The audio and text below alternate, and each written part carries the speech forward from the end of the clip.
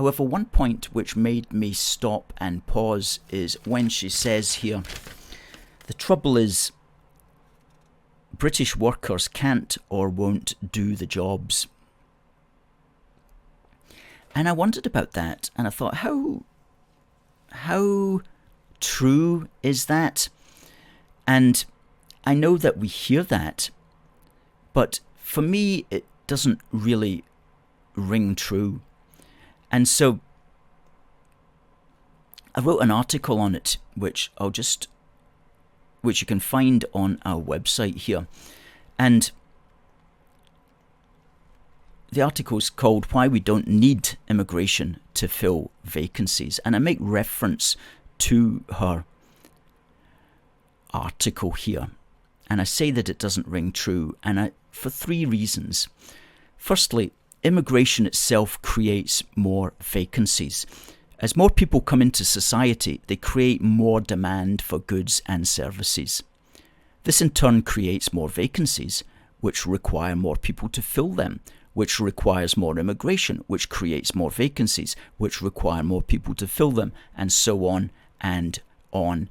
And the situation that we're in at the moment is mass immigration creates more vacancies and thereby creates a demand for more immigration. It's really that's the issue. You can't blame British workers for not filling these vacancies, because many of these vacancies are only there because of mass immigration, and as a consequence there are often also very low wage jobs as well.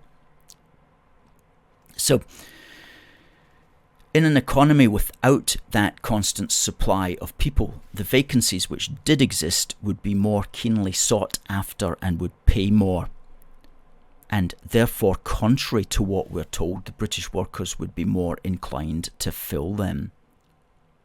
And it's not just Alistair McConnachie making that argument. This was the argument that I took from the House of Lords report back in 2008, when they wrote a very insightful report entitled The Economic Impact of Immigration.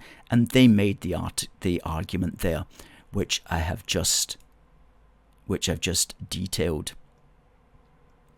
They say here, because immigration expands the overall economy, it cannot be expected to be an effective policy tool for significantly reducing vacancies. And they further elaborate upon that.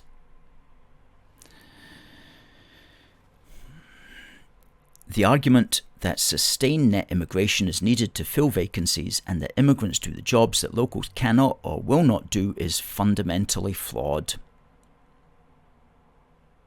It ignores the potential alternatives to immigration for responding to labour shortages, including the price adjustments of a competitive labour market and the associated increase in local labour supply that can be expected to occur in the absence of immigration. These are all just economic facts. So while, of course, there may be some British people that simply don't want to do any kind of jobs whatsoever, it's not fair to tar all British people with the idea that we're all just somehow sitting on our backsides and we absolutely need immigrants in order to ride around town in motorcycle bicycles. You know, it's not like that's completely really missing the point.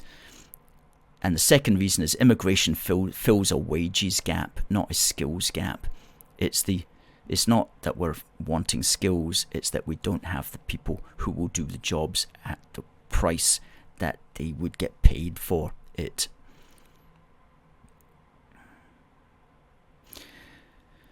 And the third reason is that not everybody actually wants to work in fields which are entirely dominated by recent immigrants. And we've heard that argument anecdotally, especially in the care home industry, which is an industry which recruits from abroad to a very large extent. So ultimately, the economy should serve the people, and we shouldn't be constantly importing people in order to serve the economy.